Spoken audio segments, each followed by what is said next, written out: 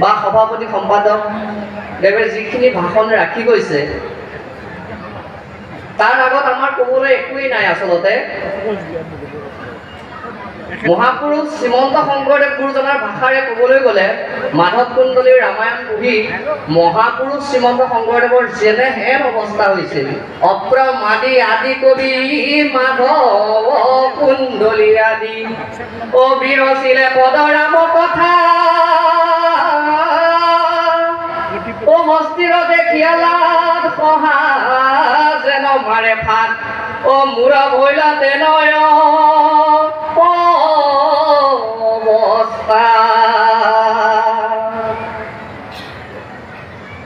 যে শহাপহুটো ইমান কণ আৰু হাতীয়ে যি মল ত্যাগ কৰে সেও শহাপহুটোতকৈ ডাঙৰ সেই মল দেখি হাতীৰ মল দেখি শহাটোৰ যেনে অৱস্থা হয় আমাৰ তেনে অৱস্থা হৈছে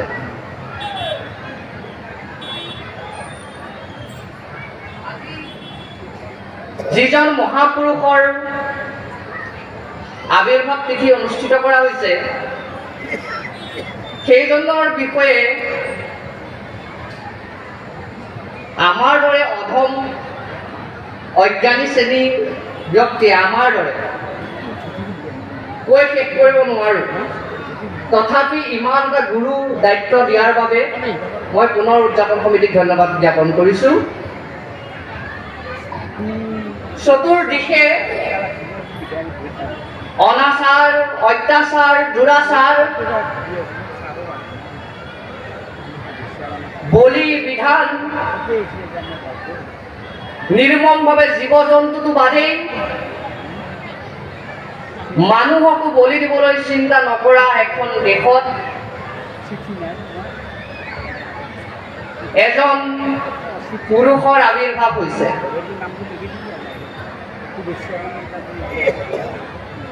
চতুৰ্দিশে অনাচাৰ সেই অনাচাৰৰ মাজত কেনেধৰণৰ নীতি সোমাই থাকিব পাৰে সেইসকলৰ প্ৰবৃত্তি কেনে হ'ব পাৰে আপোনালোকে জানে ডক্টৰ লীলা গগৈদেৱৰ বেলি মাৰ্গলখন পঢ়ি চাব উপন্যাস তাতো কেনেধৰণৰ ৰীতি নীতি অসমত প্ৰচলিত আছিল অসম বুলি কোৱাৰ লগে লগে মই আজিৰ ক্ষুদ্ৰ অসমখনৰ কথা কোৱা নাই শদিয়াৰ পৰা ধুবুৰী অসমখনৰ কথা কোৱা নাই যিখন শদিয়াৰ পৰা বাংলাদেশৰ কৰতোৱা নদীলৈকে ব্যক্ত আছিল সেইখন অসমৰ কথা আমি ক'বলৈ গৈছো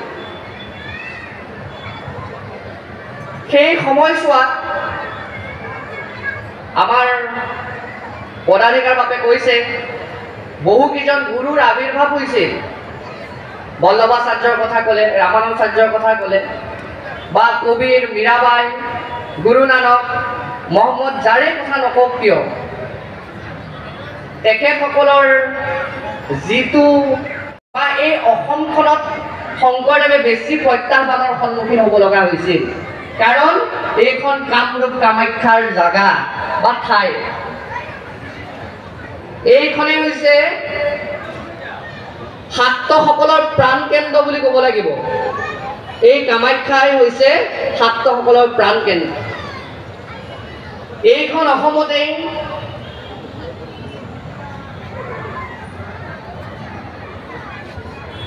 ঠায়ে ঠায়ে দেৱৰাশি নৃত্যক লৈ পেলাই হৈছিল বেবিচাৰ দেৱৰাশি নৃত্যৰ কথা প্ৰায়ে জানে এগৰাকী মহিলাক এগৰাকী ঈশ্বৰৰ ওচৰত ভগৱন্তৰ ওচৰত অৰ্পণ কৰি বা দেৱতাৰ ওচৰত ভগৱান বুলি ক'লেও অকণ অসুবিধা হ'ব দেৱতাৰ ওচৰত অৰ্পণ কৰি সেইগৰাকীৰ ৰূপতে কিছু সংখ্যক লোকে ভোগ বিলাস কৰিছিল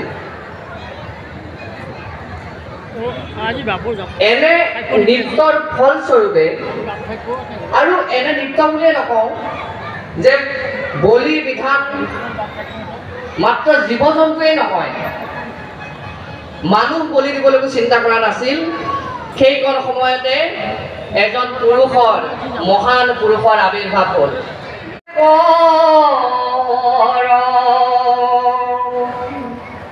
যে যেতিয়াই মনুষ্যসকলৰ এই দুখ বেদনা সহ্য কৰিব নোৱাৰি মহাপুৰুষ শ্ৰীমন্ত শংকৰদেৱৰ আবিৰ্ভাৱ হৈছিল এই দেশৰ অৱস্থা দৈতাৰী ঠাকুৰে এনেধৰণে বৰ্ণনা কৰিছে শংকৰদেৱ আবিৰ্ভাৱ হোৱাৰ আগে এই দেশৰ অৱস্থা কেনে আছিল। ই দেশত পূৰ্বকালে নাছিল ভকতি অ নানা ধৰ্ম কৰ্ম লোকে কৰিল সম্প্ৰতি অ ৰাম নানা দেৱ পূজয় কৰি কবে মৰে উপজয় মৰয় সংসাৰে বাৰম্বাৰ নাহি কুক নেৰায় সংসাৰ নিকাৰ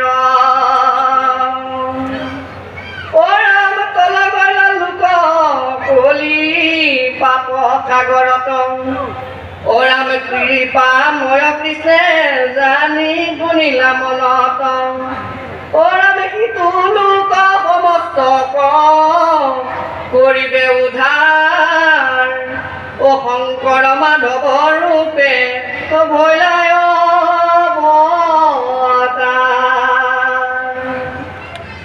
যেতিয়া চকুৰ দিশে অনাচাৰ অত্যাচাৰ দুৰাচাৰেহে বৃদ্ধি হৈছিল তেতিয়া মহাপুৰুষ শ্ৰীমন্ত শংকৰদেৱ আৰু মাধৱদেৱে আহি ধৰ্মখিনি বৰ্তাই ৰাখিছিল। আজিও সমাজত মহিলাসকলৰহে প্ৰভাৱটো বেছি।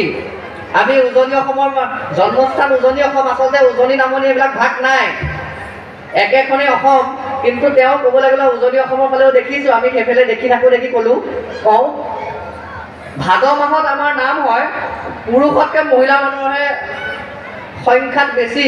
আজিও এই সন্মুখত মহিলা মানুহে বেছি দেখি হ'ব দেখিছাগৈ। সেই প্ৰভাৱটো সেই শংকৰদেৱৰ সেই সময়ছোৱাৰ পৰাই আছিল। যদি মহিলাসকলক সেই স্থান নিদিলেহেঁতেন তেতিয়া আজি আপোনালোক এনেকৈ বহিব নোৱাৰিলেহেঁতেন হেঁতেন বাৰু কি যি হওক। আৰু মাত্ৰ এই সংস্কাৰী আন্দোলনৰ ফলত এয়াই কৰা নাছিল, আমাৰ এই হিন্দু সনাতন ধৰ্মত কিছুমান অৰীতি, কিছুমান নিজৰ স্বাৰ্থ অভিলাষী ব্যক্তিয়ে শাস্ত্ৰৰ মাজে মাজে ক'বলৈ গ'লে গেজু বুলি কয় আমাৰ ভাষাত, এই ডেকা ল'ৰা ভাষাত ইউনিভাৰ্চিটিৰ ভাষাত কয় গেজু দিছে, বুজিছেনে? এই পুথিৰ মাজে মাজে কিছুমান নকলি পথ সোমোৱাবলৈ আৰম্ভ কৰিছে, তাক কোৱা হয় প্ৰক্ষিপ্ত।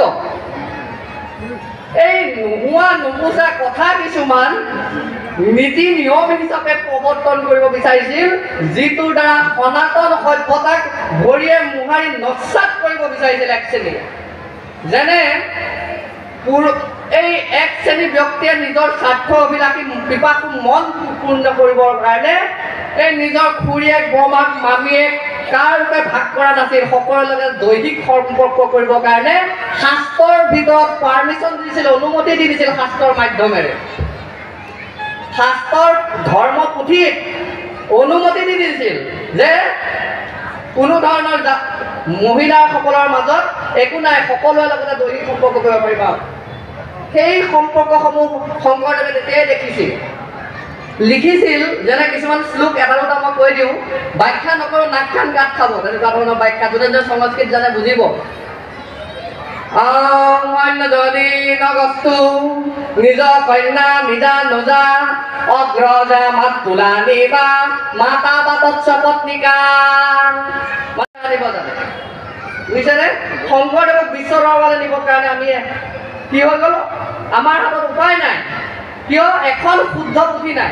এজনে যদি এটা কৈছে, এজনে এটা কৈছে। শংকৰদেৱৰ জীৱনীয়ে কমেও 25-26খন, শংকৰদেৱৰ জীৱনীয়ে 25-26খন, আজিৰ পৰা 500-600 বছৰ নাই হোৱা, 500 বছৰ বা তাৰ পৰৱৰ্তী সময়ত শংকৰ উত্তৰ কাল যুগত, যুগৰ শ্ৰেণীত যদি কোৱা হয় শংকৰ উত্তৰ যুগ, এই শংকৰ উত্তৰ যুগত যিবিলাক মানে পুথি ৰচনা কৰিলে, চৈত পুথি, তাক চৈত সাহিত্য বুলি কোৱা হয়।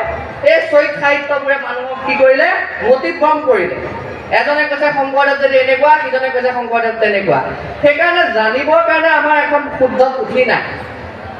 আচলতে সঁচাই লজ্জাৰ বিষয় আমাৰ বাবে। শংকৰদেৱৰ চৰিত্ৰ পুথিসমূহ পঢ়িবৰ কাৰণে আমাৰ কিছুমান সমীক্ষাৰ প্ৰয়োজন হ'ব। চৰিত পুথি দুই প্ৰকাৰ, ডক্টৰ মহেশ্বৰ নেওগে চৈত্য পুথি দুটা পৰ্যায়ত বিভক্ত কৰিছে, পূৰ্ব পৰ্যায় আৰু উত্তৰ পৰ্যায়। পূৰ্ব পৰ্যায়ৰ চৈত্য পুথি মাত্ৰ 5খন। পুথি এখনত থাকিলে শংকৰদেৱে মাছ খাইছিল বুলি যেনিবা ক'ৰবাত লিখা আছে, লগে লগে আপুনি চালে নহ'ব যে শংকৰদেৱে মাছ খাইছিল নে নাই। লিখা আছে মাছ খাইছে, হয় নে নহয়, তেওঁ খাব পাৰে নে নোৱাৰে সেই কথাটো চিন্তা কৰিব লাগিব। মই সেইটো কথাও ক'ম বাৰু। যেনে মই এই কথাটো কৈয়ে শেষ কৰি লওঁ। যেনে এদিন নৰনাৰায়ণৰ ৰাজপ্ৰসাদত এটা জালুকৰ টোপলি, আমি সমীক্ষা কৰিব লাগিব নহয় যে শংকৰদেৱে মাছ খাইছিল নে নাই। চৈত পুথিতটো মাছ খোৱা বুলি উল্লেখ আছে। এটা জালুকৰ টোপলি ৰাজপ্ৰসাদত এজন সেৱকে দিলে। কাক দিছিল? নৰনাৰায়ণ ৰজাক। নৰনাৰায়ণ ৰজাই কি ক'লে? জালুকৰ টোপলিটো ক'লে যে সকলোকে বিলাই দিয়া। তেওঁ আছিল অত্যন্ত ধৰ্মপৰায়ণা, ধৰ্মপৰায়ণ ব্যক্তি। পৰায়ণা বুলি ক'লে ভুল হৈ যাব, স্ত্ৰীলিংগ হৈ যাব। ধৰ্মপৰায়ণ। এই ধৰ্মপৰায়ণ যিগৰাকী ব্যক্তি নৰনাৰায়ণ ৰজা আছিল, তেওঁ সকলোকে বিলাই খাইছিল। তেওঁ সকলোকে বিলাই দিলে। সকলো ব্ৰাহ্মণ পণ্ডিতে মোহাৰি পেলাই খাই থলে যে ৰজা ঘৰৰ প্ৰসাদ। কিন্তু শংকৰদেৱে নেখালে, এই চেলেং কাপোৰখনতে বান্ধি থৈ দিলে। তেতিয়া ব্ৰাহ্মণ পণ্ডিতসকলে, তাত আকৌ দুই প্ৰকাৰৰ ব্ৰাহ্মণ পণ্ডিত আছিল নৰনাৰায়ণৰ ৰাজসভাত।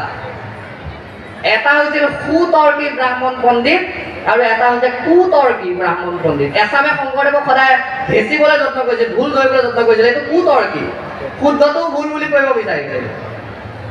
তাৰ মাজতে ব্ৰাহ্মণসকল আছিল, যেনে অনন্ত কুণ্ডলী, ৰাম সৰস্বতী, শংকৰদেৱৰ গুণ প্ৰতিভাৰ প্ৰতি আকৃষ্ট হৈ শংকৰদেৱৰ লগতে তেওঁলোক উঠা বহা কৰিছিল। গুণীয়ে সদায় গুণীজনক চিনি পাবই।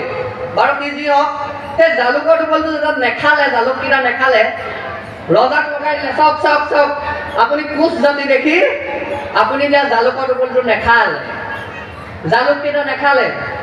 তেতিয়া শংকৰদেৱক সুধিলে, কিয় নেখালে প্ৰভু আপুনি কওক, শংকৰদেৱ কওক। তেতিয়া কি কৰিলে? জালুকৰ টোপলিটো দেখুৱালে, হয় মই ইয়াত বান্ধি থৈছোঁ। কিয় বান্ধি থৈছে বুলি সোধোতে ক'লে যে অপবিত্ৰ দ্ৰব্য মই ঈশ্বৰক অৰ্পণ কৰিব নোৱাৰোঁ, কাৰণ ইয়াত সংস্কাৰ হোৱা নাই। জালুক যেতিয়া আপোনালোকে জানে, পুৰণা ব্যক্তিসকল, পুৰণি যিসকল ব্যক্তি আছে জানে, জালুক হেৰি কৰিবৰ কাৰণে হাতে মোহাৰিব লাগে, বাহনীয়ে সাজিব লাগে, ভৰিয়ে গচকিব লাগে। তাকতো ধোৱা নাই। ৰাজপ্ৰসাদত যেতিয়া দিছে ধুই দিছিল জানো? নাই দিয়া, শুকানে শুকানে আনি দিছে। শংকৰদেৱে কৈছে ইয়াত ধোৱা নাই, অসংস্কাৰিত হৈ আছে, মই ইয়াক সংস্কাৰ কৰিহে ঈশ্বৰক দিম। তেতিয়া ব্ৰাহ্মণ পণ্ডিতকে আকৌ তাতো পইণ্ট উলিয়ালে, ভুল এটা উলিয়াবলৈ যত্ন কৰিলে। ঈশ্বৰক দিবলৈ কোৱা নাছিল নহয়, আপোনাক খাবলৈহে কোৱা হৈছিল।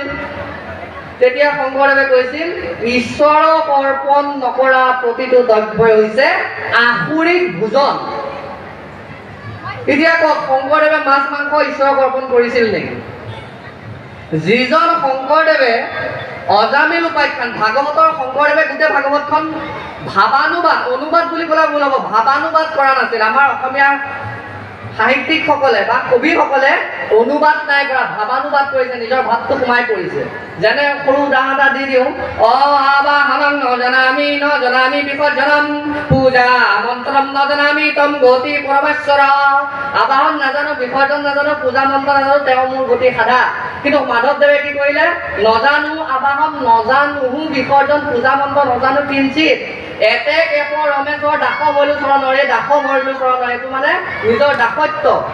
নিজকে কি কৰিলে?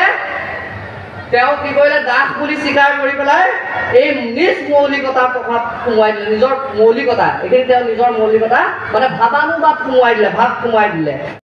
সেই কথাটো ক'বলৈ গৈহে কৈছোঁ, আপোনালোকৰ মাছ মাংস খাবলৈ বাধা কৰি পেলাই মই কোৱা নাই, মোক নিন্দা নকৰিব, কৈ দিছোঁ আগতে, আৰু বেয়াও নাপাব, আগতে কৈ ল'লোঁ।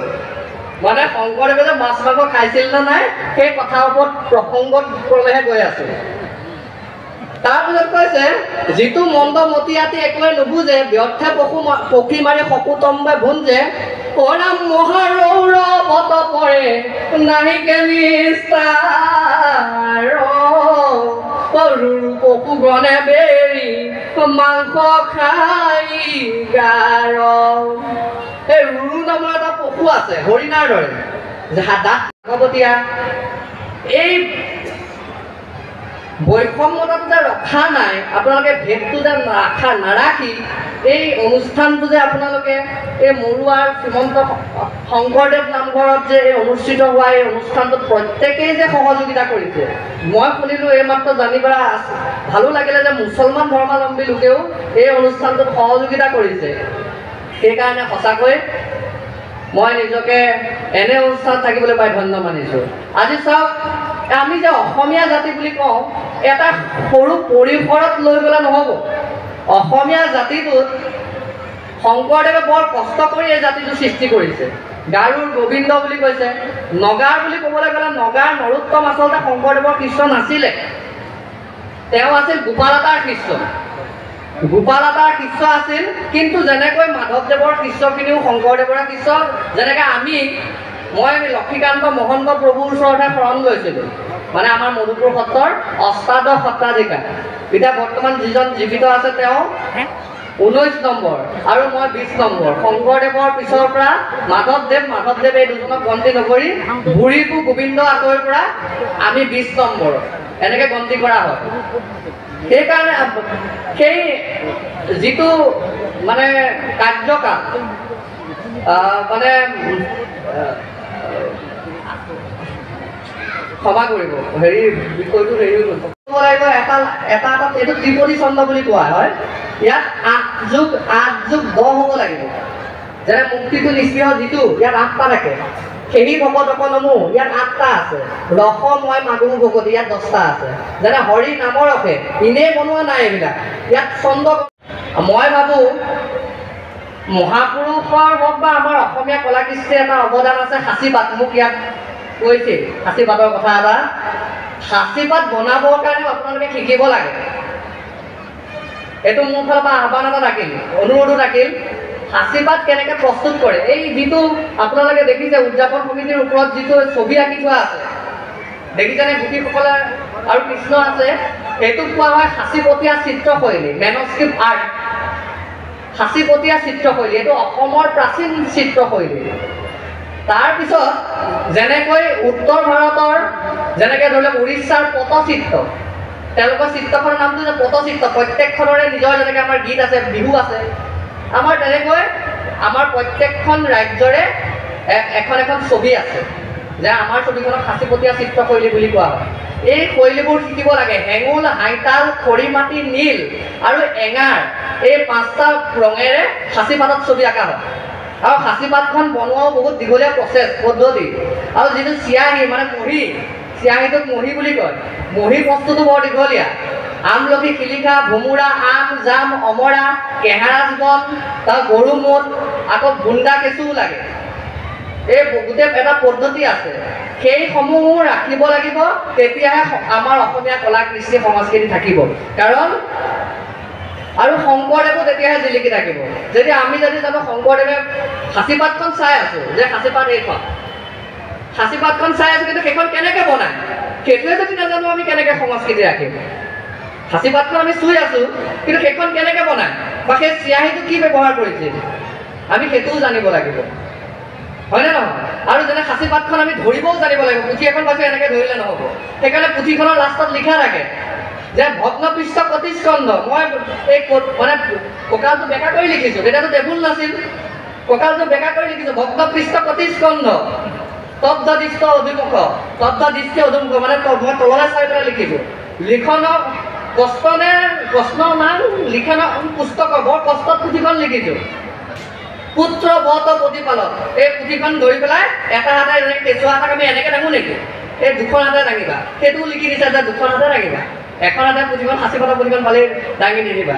সেইকাৰণে আমি এই পদ্ধতিসমূহ জানিব লাগিব। আমি আহ্বান জনাওঁ, এই পদ্ধতিটো আপাৰ আছামৰ ফালে আমাৰ মাজুলী হওক বা নগাঁৱত কিছু জেগাত এই পদ্ধতিটো ৰাখিছে। আপোনালোকৰ ফালেও এইটো শিকাৰ এটা ব্যৱস্থা কৰক। আমাৰ ফালৰ পৰা শেষত এইটোকে আহ্বান জনালোঁ। আৰু সকলোকে ধন্যবাদ, পুনৰবাৰ ধন্যবাদ আৰু সেৱা জনাই আমাৰ বক্তব্য সামৰণি মাৰিলোঁ। কৃষ্ণ। আমাৰ লতাছৰ লগত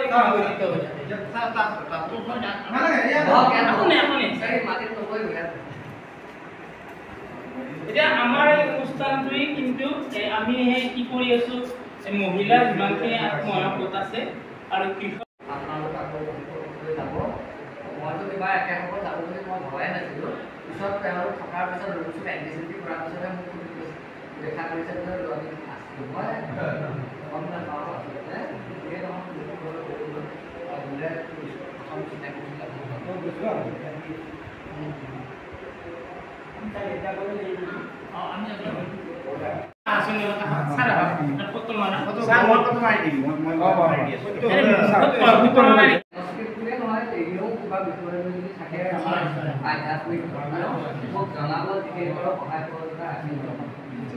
আপুনি এটা কথা ক'লে যে সাঁচিপাতৰ বস্তু প্ৰণয়ন আমি আচলতে আমাৰ ইয়াত বহুত ট্ৰেইনিঙে হয় এনেকুৱা ধৰণৰ আমি বহুত ট্ৰেইনিঙে কৰোঁ মানে অৱশ্যে গভৰ্ণমেণ্ট ছাপোৰ্ট কৰি কৰোঁ বা কিবা এজেঞ্চি ছাপোৰ্ট কৰি কৰোঁ নাবাৰ্ডে আমাৰ তাত এক্সিবিশ্যনো চলি আছে উৎসৱৰ আমাৰ মঞ্চৰ কাষতেই মানে নাবাৰ্ডে ছাপোৰ্ট কৰিছে আমাৰ আত্মসহায়ক গোটবিলাকৰ এখন মানে সেইটো আমাৰ চলি আছে এতিয়া তাতে গতিকে আমি এনেকুৱা ধৰণৰ ট্ৰেইনিংবিলাক কৰোঁ আমাৰ গাঁৱত আৰু এটা অনুষ্ঠান আছে এইটো হৈছে 12 সেৱা আমাৰ এখন 12 থান আছে বহুত পুৰণা সেই থানখনত আমি 25 বছৰ হৈছে এইবাৰ ৰূপালী জয়ন্তী পাতিছোঁ এখন তোমাৰ স্মৰণিকা ইয়াত যেনেকৈ প্ৰথমে উলিয়াইছে আমি 25 বছৰ উপলক্ষে স্মৰণিকা উলিয়ালে আমাক এটা শুভেচ্ছা বাৰ্তা আপুনি মোক তাত দিলেও হ'ব শুভেচ্ছা মানে নম্বৰটো ইয়াত দিয়া আছে মোৰটো আছে এখন দিলোঁ আপোনাৰ এনেকৈ দিব লাগে আপোনাৰ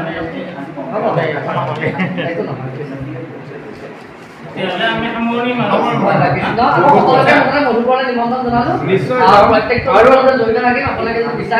আমিও আমাৰ লগত পূৰ্ণ সহযোগিতা ৰাখিব আপোনালোকেও মধুপুৰ পত্ৰৰ লগত পূৰ্ণ সহযোগিতা বৰ্তাই ৰাখিম বুলি আমি আশা ৰাখিলোঁ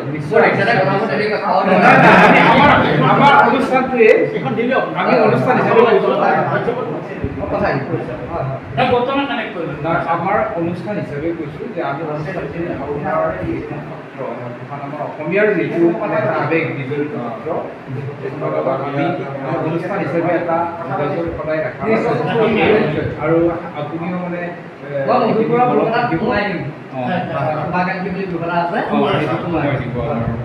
বহুত ধন্যবাদ আপোনাৰ